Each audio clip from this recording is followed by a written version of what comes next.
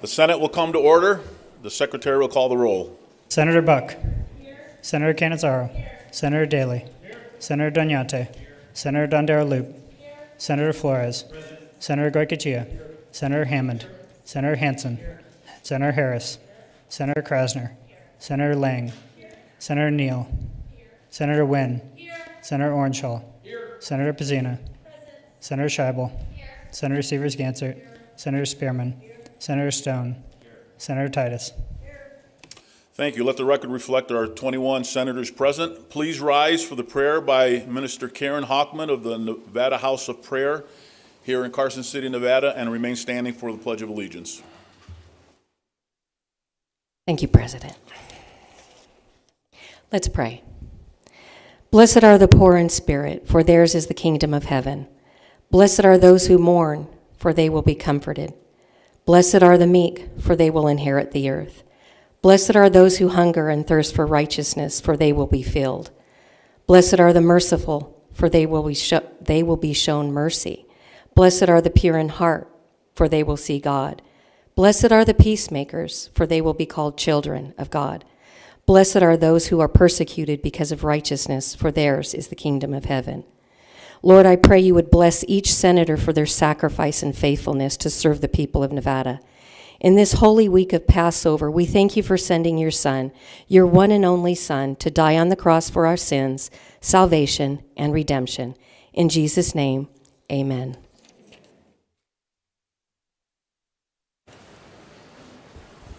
I pledge allegiance to the flag of the United States of America and to the republic for which it stands, one nation, under God, indivisible, with liberty and justice for all.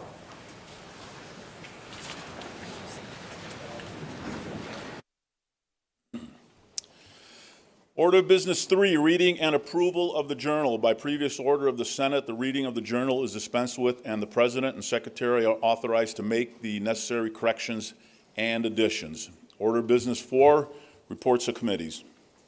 Mr. President, your Committee on Commerce and Labor, to which was referred Senate Bill number 131, has had the same under consideration and begs leave to report the same back with recommendation do pass. Signed, Senator Pat Spearman, Chair. Mr. President, your Committee on Education, to which was referred Senate Bill 80, has had the same under consideration and begs leave to report the same back with the recommendation do pass. Signed, Senator Roberta Lang, Chair.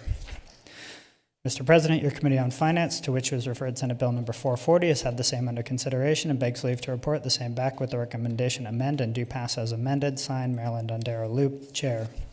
Mr. President, your Committee on Government Affairs, to which were referred Senate Bills numbers 8, 16, 18, 19, 25, and 26, has had the same under consideration and begs leave to report the same back with the recommendation do pass. Signed, Senator Edgar Flores, Chair. Mr. President, your Committee on Growth and Infrastructure, to which were referred Senate Bills numbers 110, 182, and 250, has had the same under consideration and begs leave to report the same back with the recommendation do pass. Signed, Senator Dallas Harris, Chair. Mr. President, your Committee on Health and Human Services, to which were referred Senate Bills numbers 177 and 221, has had the same under consideration and begs leave to report the same back with the recommendation do pass. Signed, Senator Fabian Doñate, Chair. Mr. President, your Committee on Judiciary, to which was referred Senate Bill number 67, has had the same under consideration and begs leave to report the same back with the recommendation do pass. Signed, Senator Melanie Scheibel, Chair. Mr. President, your Committee on Legislative Operations and Elections, to which were referred Senate Joint Resolutions numbers 5 and 7 of the 81st session, has had the same under consideration and begs leave to report the same back with the recommendation do pass. Signed, Senator James Orenshaw, Chair. Mr. President, your Committee on Natural Resources, to which were referred Senate Joint Resolutions numbers 2 and 3, has had the same under consideration and begs leave to report the same back with the recommendation do pass. Signed, Senator Julie Pizzina, Chair. Mr. President, your Committee on Revenue and Economic Development, to which were referred Senate Bills numbers 29 and 181, has had the same under consideration and begs leave to report the same back with the recommendation do pass. Signed, Senator Dina Neal, Chair. End of reports. Thank you. Order of Business 8, waivers and exemptions. Notice of exemption, April 6, 2023. The Fiscal Analysis Division, pursuant to Joint Standing Rule 14.6, has determined the eligibility for exemption of Senate Bills numbers 68, 144, 186, 240, 320, 396, and 402. Signed, Wayne Thorley, Fiscal Analysis Division. End of notices. Thank you. Order of Business 9, motions, resolutions, and notices. Senator Cannizzaro, I believe you have a couple of motions. Thank you, Mr. President. I would move to suspend all necessary rules and place Senate Bill 440, which was just reported out of committee, be immediately placed on the second reading file for today. Very good. You've all heard the motion. All those in favor signify by saying aye. Opposed, nay. Motion carries. Thank you, Mr. President. I would also move that Senate Bills 39 and 223, which are on our general file for today, be taken from their place on general file and placed on general file for the next legislative day. Very good. You heard the motion. All those in favor signify by saying aye. Opposed, nay. Motion carries. Senator Daley has approved the addition of Senator Orenshaw as a co-sponsor of Senate Bill 275. Senator Harris has approved the addition of Senator Krasner as a co-sponsor of Senate Bill 368. Senator Orenshaw has approved the addition of Senator Pizzina as a co-sponsor of Senate Bill 194. That concludes Order of Business 9. Very good. Order of Business 10, introduction, first reading, and reference. Senate Bill 449, introduced by Finance, revises provisions governing structured settlement purchase companies. End of bill. Senator Dondero Loop. Thank you, Mr. President. I would like to move to refer Senate Bill 449 to the Committee on Judiciary. Thank you. Senator Dondero Loop has referred SB 449 to the Judiciary Committee. Are there any objections? If not, so ordered. That concludes Order of Business 10. Order of Business 12, second reading. Senate Bill 9, introduced by the Senate Committee on Education, revises provisions relating to education. The people of the state of Nevada, represented in Senate and Assembly, do enact as follows. Section 1, end of Section 1. Are there any amendments to the bill? There are none. Senator Dondero Loop. Thank you, Mr. President. I would like to make a motion to re-refer Senate Bill 9 to Finance. You've all heard the motion. All those in favor signify by saying aye. Opposed, nay. Motion carries. Senate Bill 214, introduced by Government Affairs, revises provisions relating to governmental administration. The people of the state of Nevada, represented in Senate and Assembly, do enact as follows. Section 1, end of Section 1. Are there any amendments to the bill? There are none. Senate Bill 214 is ordered to the general file. Senate Bill 273, introduced by Senators Lang, et cetera, and Assemblyman Wynn, et cetera, changes the name of the Nevada State College to the Nevada State University. The people of the state of Nevada, represented in Senate and Assembly, do enact as follows. Section 1, end of Section 1. Are there any amendments to the bill? There are none. Senator Dondero Loop. Thank you very much, Mr. President. I would like to make a motion to re-refer Senate Bill 273 to Finance. Thank you. You've all heard the motion. All those in favor signify by saying aye. Opposed, nay. Motion carries. Senate Bill 440, introduced by Senator Cannizzaro, makes appropriations requiring certain one-time payments and salary increases for state officers and employees. The people of the state of Nevada, represented in Senate and Assembly, do enact as follows. Section 1, end of Section 1. Are there any amendments to the bill? I have amendment number 113, proposed by the Senate Committee on Finance. Senator Cannizzaro? I'm sorry, Senator Dondero Loop. Thank you.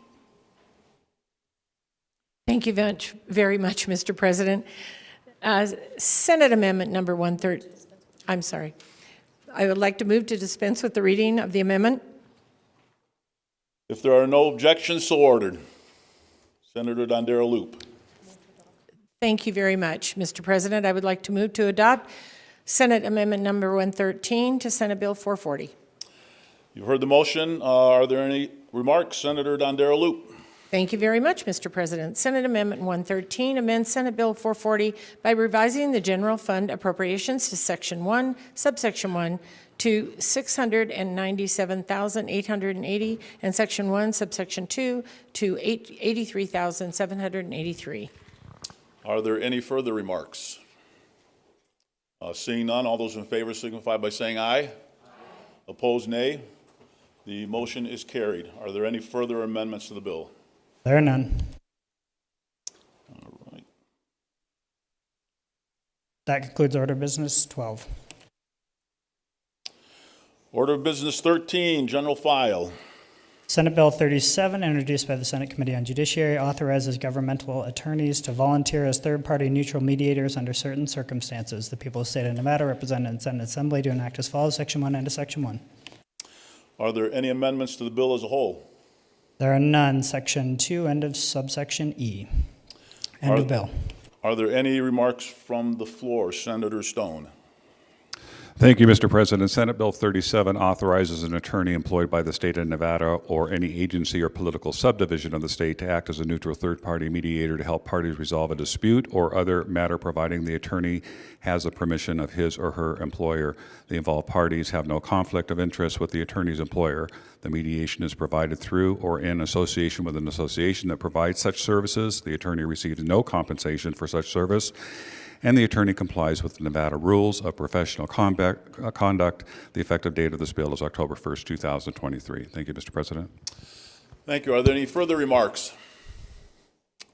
Seeing none, the secretary will open the roll.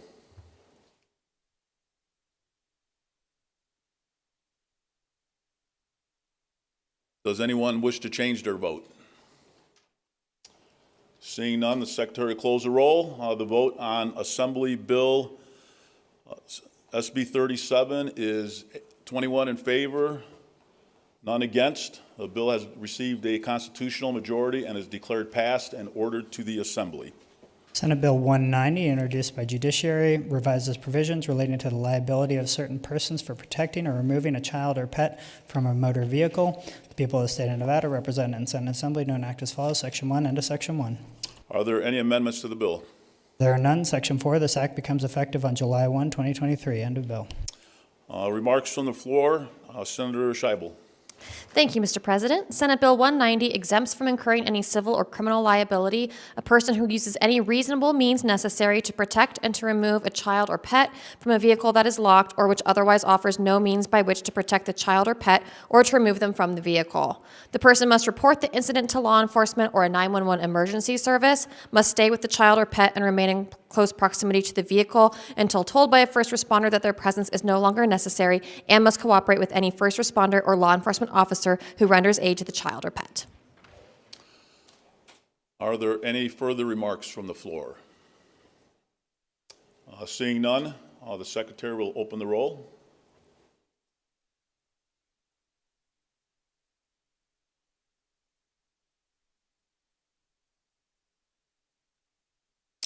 Okay, looks like everyone's voted. Does anyone want to change their vote? Seeing none, the secretary will close the roll, the vote. Bill number 190 has, was it 21 in favor? 21 in favor, 0 against. The bill, having received a constitutional majority, is declared passed and ordered to the Assembly. Senate Bill 286, introduced by Senators Dondero Loop, et cetera, and Assemblywoman Howdeggy, et cetera, revises provisions relating to health care. The people of the state of Nevada, represented in Senate Assembly, do enact as follows, Section 1 and Section 1.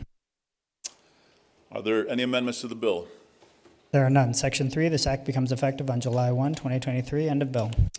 Remarks from the floor. Senator Wynn.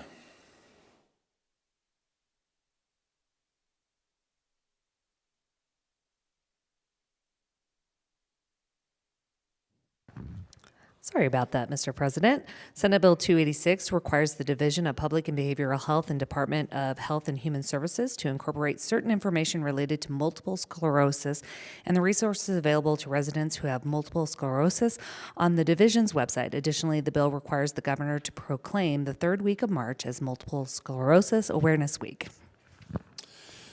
Thank you. Are there any further remarks from the floor? Seeing none, the secretary will open the roll.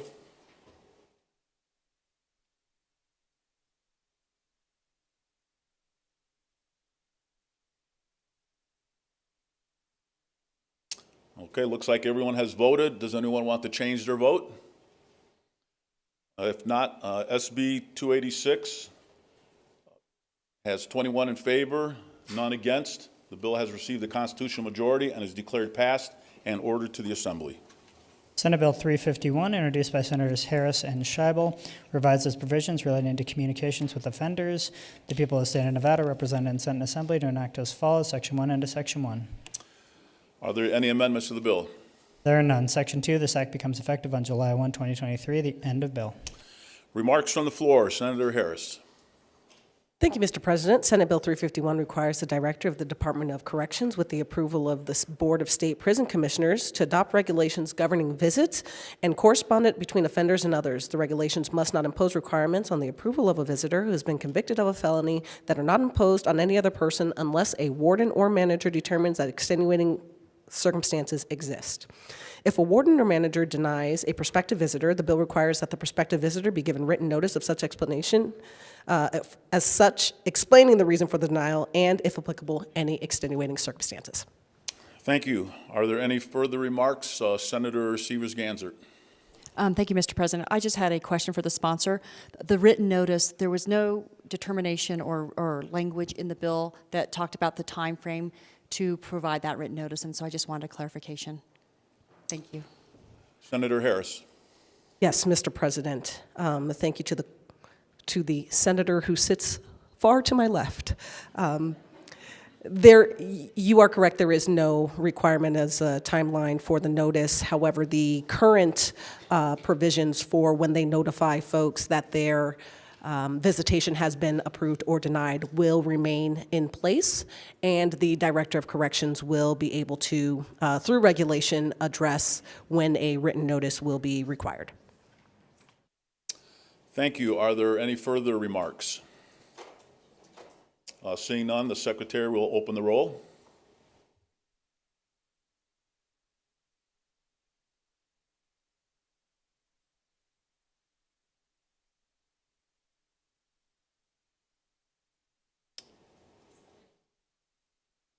It looks like everyone has voted. Does anyone want to change their vote?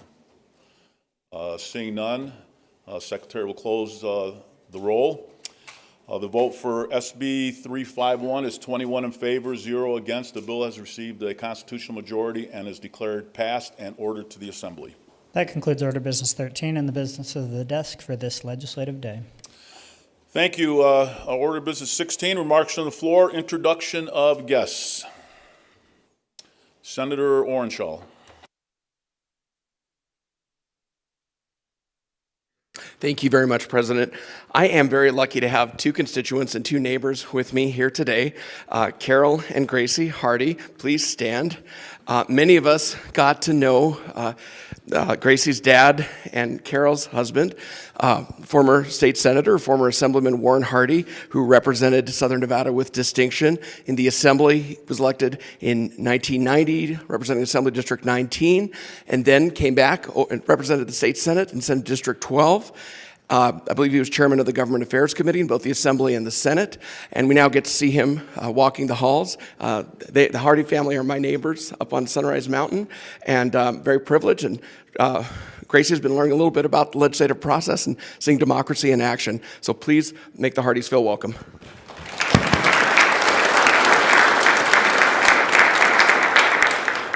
Senator Dondero Loop.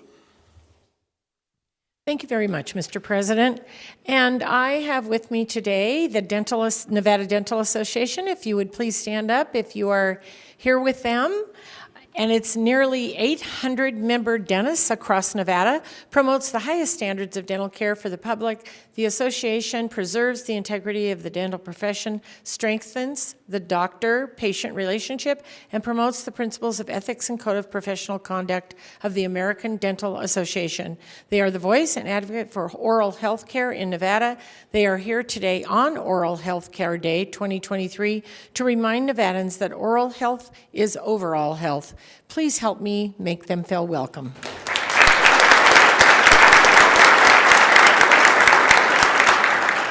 Senator Cannizzaro.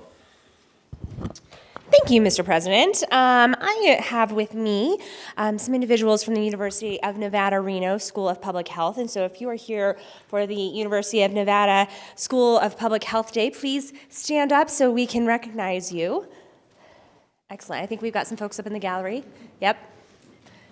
So, the University of Nevada, Reno School of Public Health works to develop, disseminate, and apply knowledge to protect and promote the health and well-being of individuals, families, and communities across the state. As one of Nevada's primary pipelines for public health professionals, the school prepares students for rewarding careers, improving community health and health equity, and eliminating health disparities across the state. More than 80% of graduates stay in Nevada to live and work, becoming public health leaders who develop and evaluate health programs, provide accessible community health services, conduct innovative research, implement systemic change, and affect and inform policy.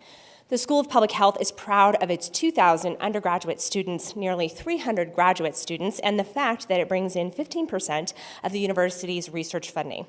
While located in northern Nevada, the school's reach and impact extend beyond campus and into our communities statewide.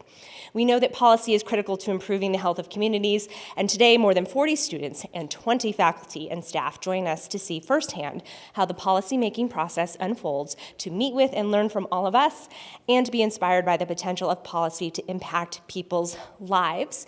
And as a proud graduate of the University of Nevada, Reno, go Pack, if you could please make them all feel very welcome.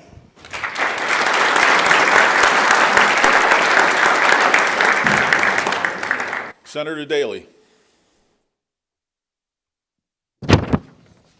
Thank you, Mr. President. And we have some people with us today from Dragonfly Energy. If you could all stand up. We have some here and over there.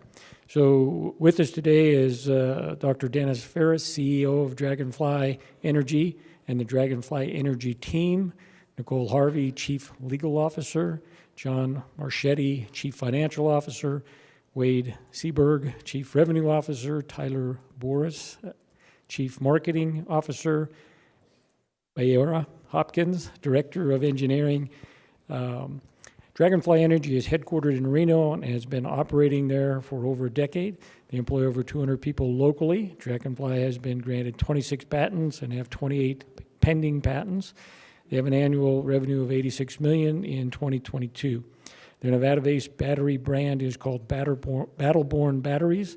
Dragonfly Energy is a leader in lithium-ion deep cycle batteries, making renewable energy accessible and affordable. Today, their revolutionary non-toxic deep cycle lithium-ion batteries are displacing lead-acid batteries in vehicles, vessels, and materials handling. The future of Dragonfly is high-grade renewable energy storage through the development of their proprietary and patented solid-state cell technology. Please help me feel welcome.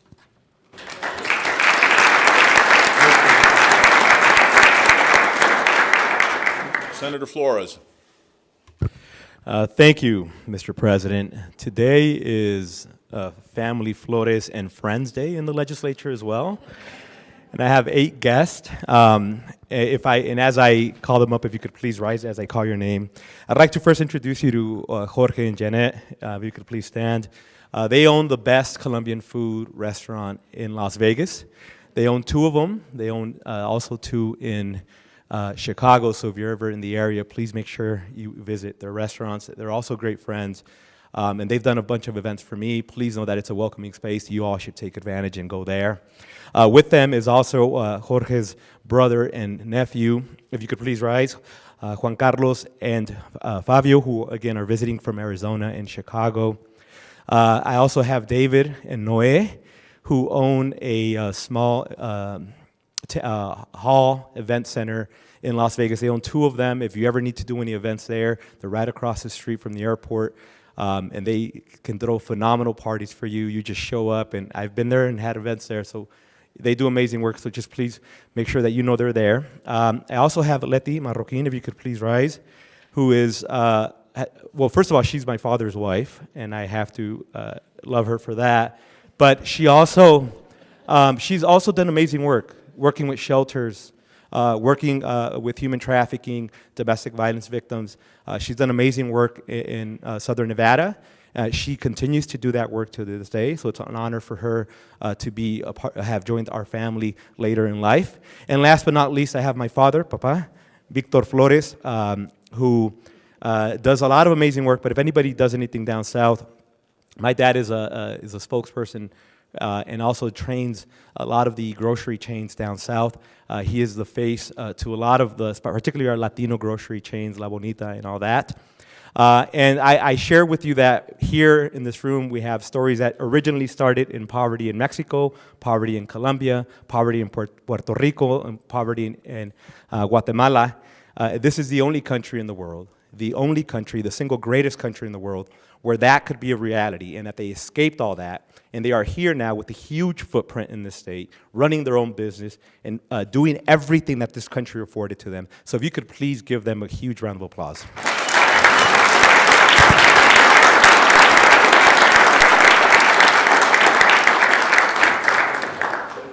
Senator Lang. Thank you, Mr. President. So I have two guests with me today. The first one is my really good friend and businessman from Las Vegas, Victor Way. Please make him feel welcome. And the second person is Terry Chandler, who's the founder of Future Smiles in Las Vegas, which does dental care for children in underprivileged schools, and great service to our community. So thank you so much.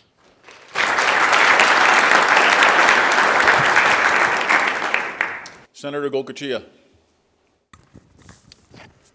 Thank you, Mr. President. And I have on the floor with me today, and all my colleagues, we have members from the Nevada Rural Electric Association who are here in Carson City today to celebrate contributions to the consumer-owned utilities across the state. Would they please stand? Anybody here with rural co-ops?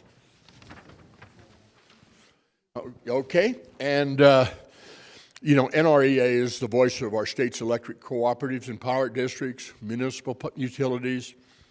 These are not-for-profit organizations, are owned and governed by the consumers, giving them a vested interest in the success of communities they serve. These are the guys that keeps our lights on for most of Nevada. We might be rural, but it's a large landmass. So many of these utilities were originally founded in the 30s. They've been on the cutting edge of new technology and innovation, investing in clean energy infrastructure, doubling down on community service. These leaders here throughout the chamber today are active in management governance of the utilities from across the state. I am joined with some of them are my constituents in Senate District 19, some of them just on the edge. So I'm going to start introducing them. Maybe I was a little too far from the mic, but anyway, I'm going to start first with the Vice President of NREA, and that's Kevin Robinson, who's here with, he also serves as the General Manager of Mount Whittier Power. Then I'm going to start down through the list. We've got Doug Miller from Alamo PUD, there on the corner, Joel Stubbits from Boulder, Dana Bradfield from Lincoln, Paul Donahue from Lincoln, Christy Sawyer from Mount Whittier. Christy, how are you? Lindsay Manning and Quinn McCoy from Raft River. These guys, they're a long ways from home. Thank you. I don't think Quinn is my constituent, but Lindsay was until my colleague there with the bald head stole him away. So, and then of course Kevin Robinson, and then I've got Ron Miller sitting right behind me. Ronnie Nyman, I hate to admit it, he was a classmate of mine, and then we've got Rick Hendricks. You might remember him, a good calf roper 20 years ago, high school state champion. So thank you, and please make them welcome.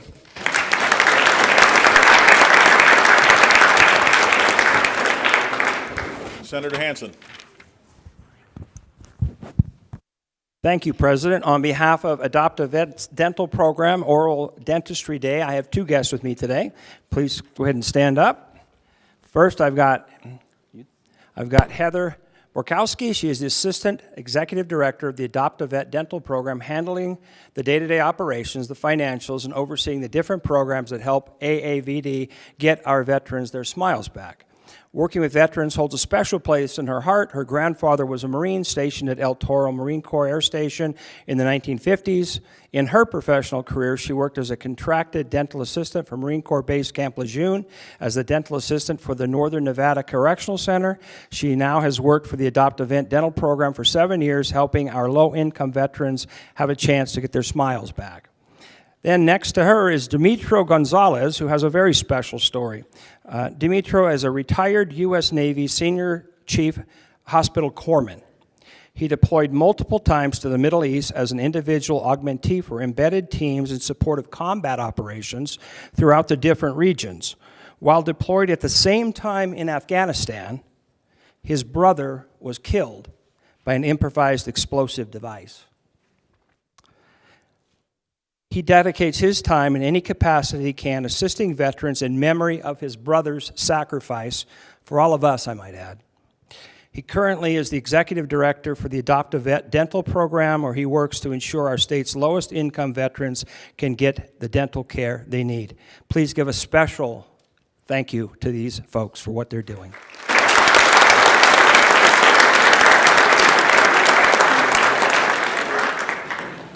Senator Severs-Ganser. Thank you, Mr. President. I'd like all the members of the Washoe Education Association to stand up here. If you're on the floor, if you're in the balcony, I think we have some more members up there. The Washoe Education Association works to protect rights and due process for educational professionals serving in the Washoe County School District. They believe that the best working conditions for them are also the best possible learning conditions for the children of Washoe County. It's their goal as an association to advocate for the members in the classroom, at the school site, and with the district, as well as the state and national levels. And with me today, I have Marcy Brodock. She teaches second grade at Natchez Elementary, which is on the Paiute Reservation, and they face many challenges out there, and I'm so happy to have her. But she also, we first started talking, she's a huge supporter of the Read by Third Grade program. She's found it to be very successful in our state, and she was teaching in another state before she came to Nevada and really believes in that program and is excited that we have that. So I want to thank you for being here today and all the members of WEA. Would you please help me make them feel welcome?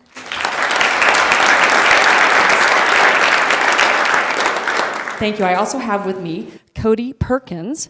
Cody started at CSN as an engineering major, and then he transferred over to UNLV, and now he's a political science major.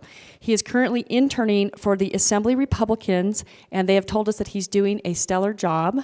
When he was in high school, he worked a lot with robotics, but again, he's kind of switched his interest to political science, so we're really happy that he is joining us here in this body today. Would everyone please help me make him feel welcome? Thank you. Thank you. Welcome to all of you. We are now going to take a quick recess to allow our guests to exit the floor right over here to my left, and then we will continue on with floor remarks.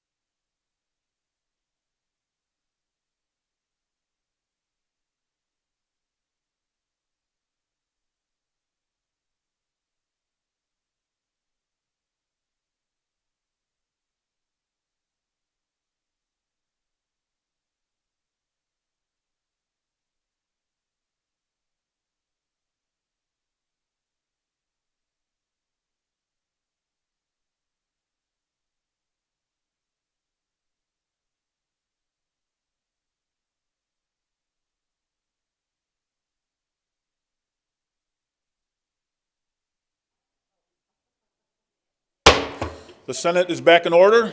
We will continue with business number 16, remarks from the floor. Senator Hansen.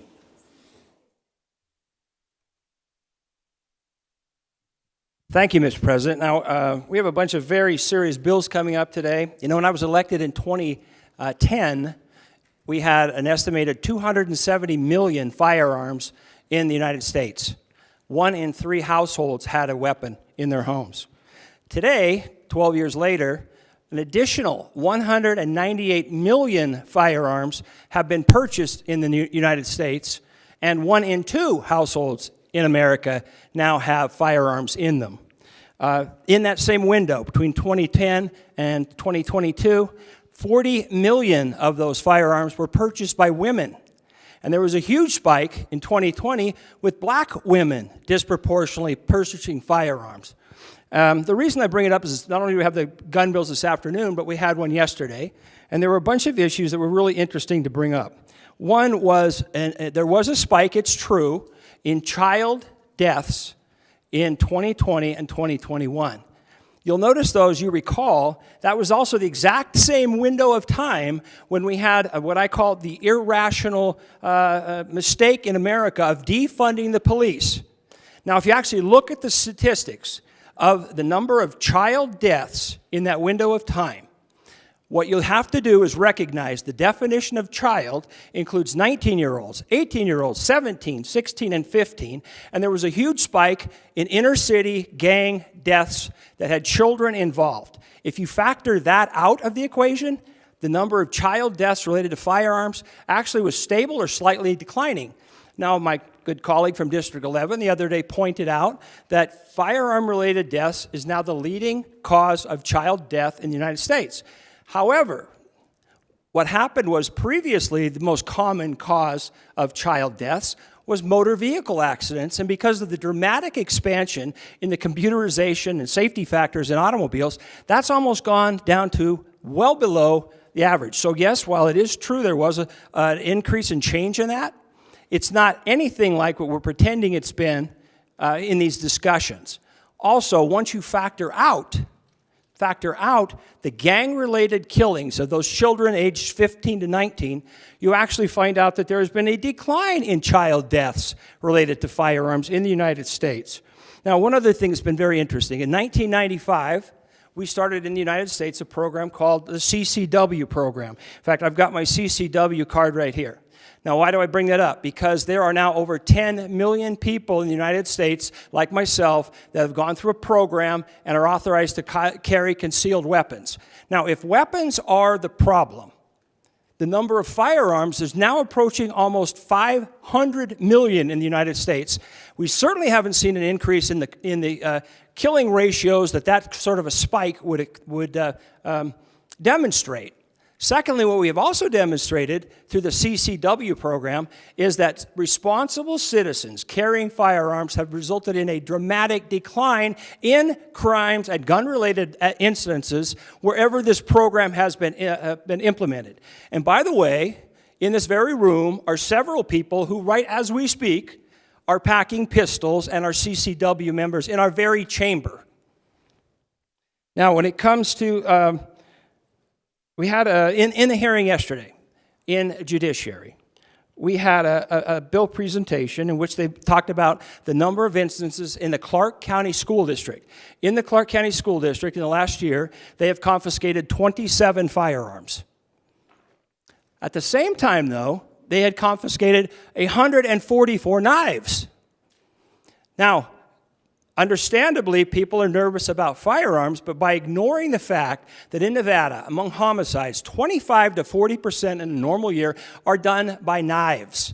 In fact, the last major killing on the Las Vegas Strip, if you recall in October, some guy took a knife, stabbed 8 people, and 2 of those were fatalities, murders. Now, nobody in this room is going to suggest there's a public health crisis about knives, because everybody in this room from the time you were little was taught how to properly use a knife. Now, for those of us that grew up with firearms like myself, we recognize, just like we do with knives, that they can absolutely be lethal, but the utility factor involved there and being properly trained in their use has made us completely comfortable with those weapons, if you will. And if you were to go to my district, which is predominantly rural, in theory, that should be one of the highest crime portions in the state because virtually everybody in the rurals have a firearm in their homes. I would be comfortable in saying at least 90% of the people in my district have firearms. So what we need, if you're one of those folks, and keep in mind, there's almost 500 million of them that have a fear of firearms, I would suggest very strongly that you take a CCW class. You have an opportunity to handle and learn that the safety factors are on them. And you will also learn why so many women in particular who live in very dangerous high crime neighborhoods have actually got those weapons now and are comfortable using them and have the opportunity to have self-defense once again.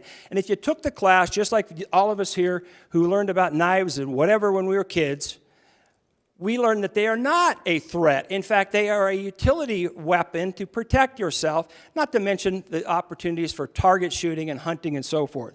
So I would strongly urge my colleagues, as this gun control issue goes forward in the next day, that you consider the fact that 500 million firearms are almost on the streets of the United States.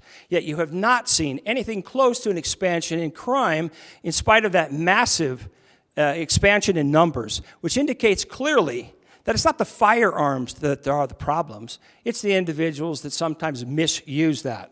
And last, I want to say, Mr. President, and this is a strong protest. Today we're going to have a hearing, a joint hearing, with the Senate and the Assembly on 3 gun bills.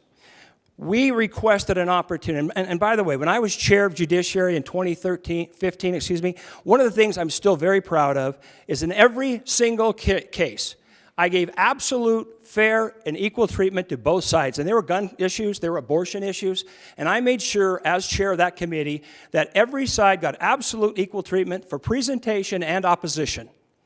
Now today, we made a request of the chair, who is the Assembly chair, to have our side, the pro-Second Amendment crowd, frankly, an opportunity to present our views. Now, I actually had an opportunity to bring John Lott in. John Lott, if you don't know, is a world-renowned expert on these issues, written books, has been testifying on these issues for a long time.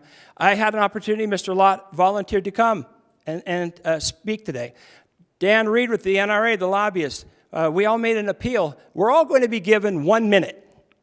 The proponents of the bills, 3 bills, will get an unlimited opportunity to present their side of it. But those of us who are in opposition to that and regard this as a violation of our Second Amendment rights get 1 minute. So I want to make it clear that that is wrong, whatever your views are on this. Whether you disagree 100% with what I'm saying right now, you should all agree, though, that everybody in the state of Nevada should have an equal opportunity to present their views to the people that are going to be voting on the laws affecting more than 3 million people.